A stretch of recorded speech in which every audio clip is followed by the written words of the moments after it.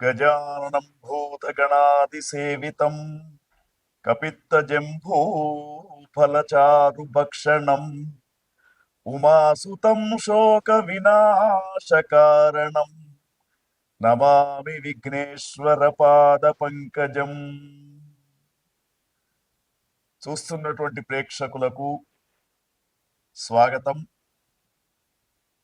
August మాసంలో ఒక్కొక్క రాశి ఫలితాలు ఏ విధంగా ఉండబోతున్నాయి, మరి దానికి తగ్గట్టుగా మనము ఏ విధంగా ఈ యొక్క ఆగస్టు మాసంలో నడుచుకోవాలి, తర్వాత ఆగస్టు మాసంలో ఉన్నటువంటి విశిష్టత ఏమిటనే విషయాలను మనం తెలుసుకుందాం.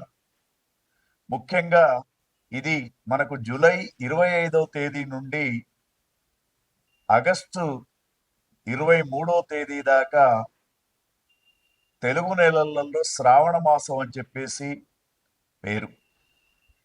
శ్రవణ నక్షత్రం పౌర్ణమి రోజున ఉంది కాబట్టి దీనికి శ్రావణ మాసం అనే పేరు వచ్చింది. అయితే ఈ యొక్క శ్రవణ నక్షత్రం అంటే ఏమిటి అంటే, ప్రతి మాసానికి పౌర్ణమి రోజున ఏ నక్షత్రం అయితే ఉంటుందో దానికి అనుకూలంగా ఆ మాసం యొక్క పేరు మన భారతీయ సనాతన సంప్రదాయంలో పెట్టడం జరిగింది. ముఖ్యంగా ఆగస్టు మాసం అంతా కూడా దాదాపు శ్రావణ మాసంగా చెప్పబడుతూ ఉంటుంది. చివరి వారం మాత్రం భాద్రపద మాసంగా చెప్పబడుతూ ఉంటుంది. శ్రవణము అంటే వినడము అని అర్థం. నవవిధ భక్తి మార్గాలలో శ్రవణ భక్తి అనేది కూడా ఒక భక్తి మార్గం. అయితే ఈ శ్రావణ మాసంలో విశేషంగా మనకు హరిహరాదుల యొక్క అర్చన, తర్వాత ముగ్గురు మాతల యొక్క ఆరాధన చేసే మాసంగా మనం ఆగస్టు మాసాన్ని తీసుకోవచ్చు. అయితే ఆగస్టు మాసంలో మనకు ముఖ్యంగా ఈ సంవత్సరం విశ్వావసునామ సంవత్సరంలో శ్రావణ మాసం అనేది 5 శుక్రవారాలతో ప్రారంభమైంది. ఈ 5 శుక్రవారాలు చాలా, శుక్రవారం అంటేనే మహాలక్ష్మి వారంగా చెప్పుతూ ఉంటాం. అయితే 5 శుక్రవారాలు వచ్చినటువంటి యొక్క శ్రావణ మాసంలో, ఆగస్టు మాసంలో చాలా మహాలక్ష్మి యొక్క అనుగ్రహం అందరికీ కలుగుతూ ఉంటుంది. కాబట్టి ఈ శ్రావణ మాసంలో శుక్రవారం మహాలక్ష్మి పూజన చేసుకోవడం, వరలక్ష్మి పూజన చేసుకోవడం, మంగళవారం రోజున మంగళ గౌరీ వ్రతం అని చెప్పేసి ఆ యొక్క జగన్మాత జగజ్జన్ని ఆది పరాశక్తి అయినటువంటి అమ్మవారికి సంబంధించినటువంటి కొత్తగా నూతనంగా పెండ్లైనటువంటి అమ్మాయిలు గౌరీ ఆరాధన చేసుకోవడానికి, అంటే పెండ్లైనటువంటి సంవత్సరం నుండి 5 సంవత్సరాలు గౌరీ ఆరాధన చేసుకునే మాసం ఆగస్టు మాసంగా, శ్రావణ మాసంగా చెప్పబడుతూ ఉంది. అయితే ఈ యొక్క శ్రావణ మాసంలో విశేషమైనటువంటి పండుగలలో ముఖ్యంగా మనకు వరలక్ష్మి వ్రతం ఒకటి, నాగుల పంచమి అని చెప్పేసి వస్తూ ఉంటుంది.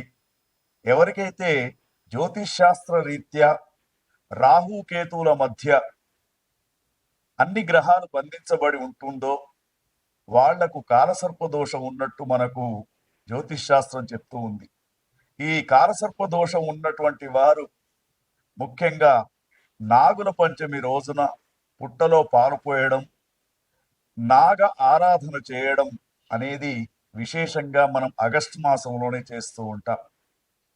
తర్వాత మరొక పండుగ వరలక్ష్మి వ్రతం అంటాం.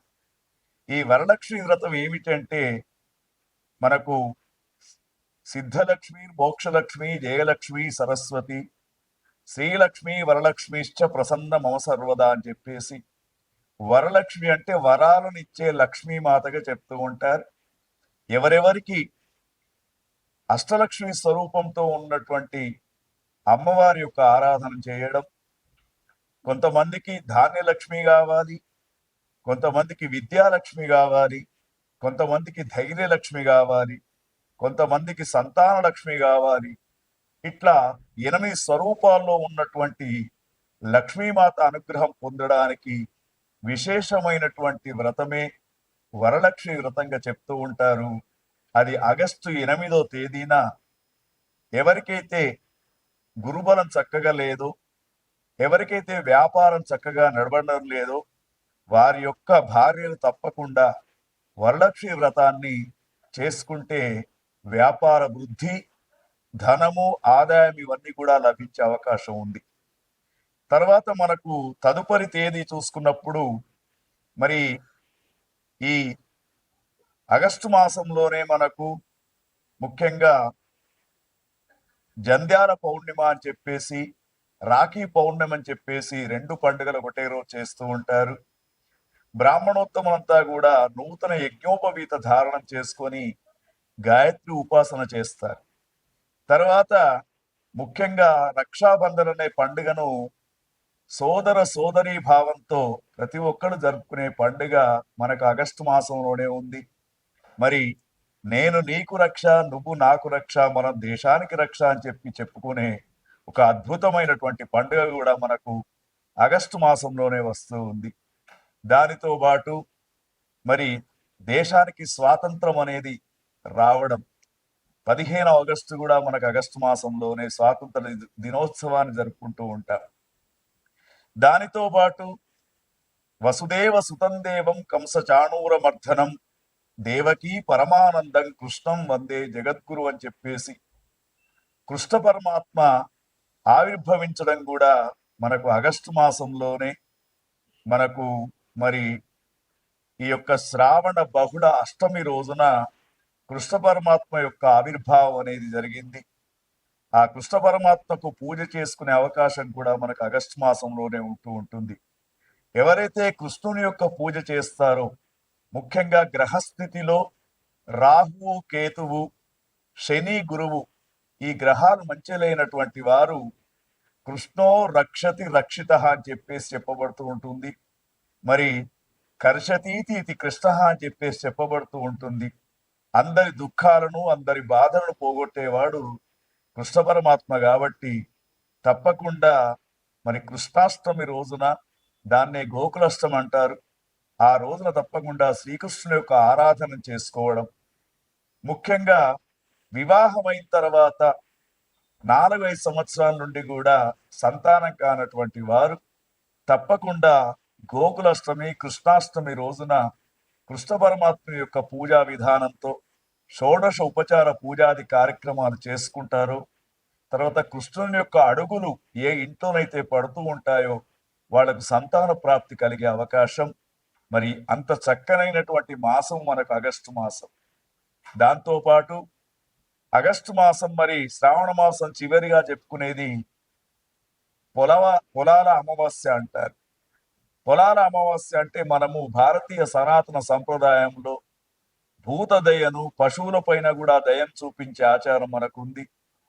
వ్యవసాయం ద్వారా మనకు రోజంతా కూడా కష్టపడి మనకు పంటలను పండిస్తున్నటువంటి ఏవైతే గేదెలు ఉంటాయో, తర్వాత ఆవులు, వీటి యొక్క ఆకారాన్ని మట్టితో తయారు చేసి వాటిని పూజించడమే పొలాల అమావాస్య అని చెప్పేసి అదొక పండుగను కూడా మనం చేసుకుంటూ ఉంటాం.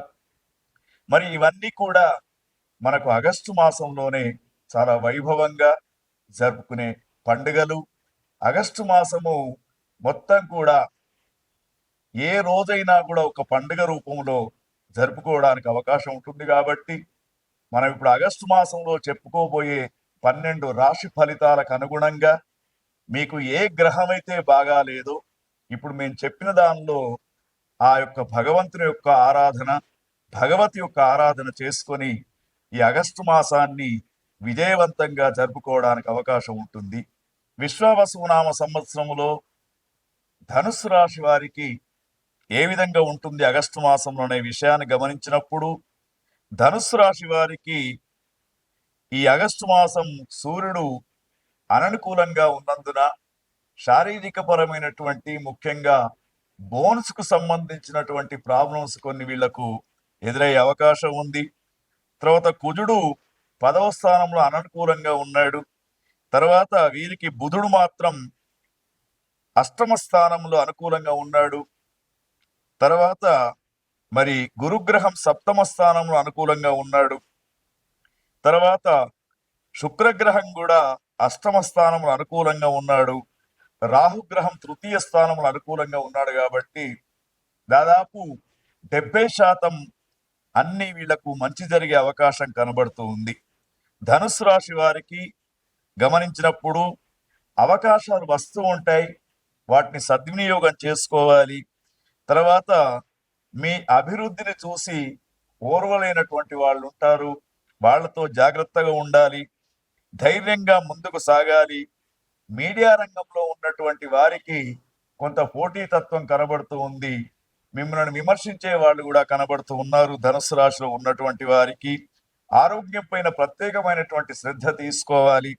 గర్భ సంబంధమైనటువంటి బోన్స్ కు సంబంధించినటువంటి కొన్ని వ్యాధులు ఎదురయ్యే అవకాశం కనబడుతూ ఉంది. తర్వాత కుటుంబపరమైనటువంటి ఖర్చులు కూడా పెరిగే అవకాశం కనబడుతూ ఉంది. శుభకార్యాలకు ఖర్చులను చేసే అవకాశం కూడా కనబడుతూ ఉంది.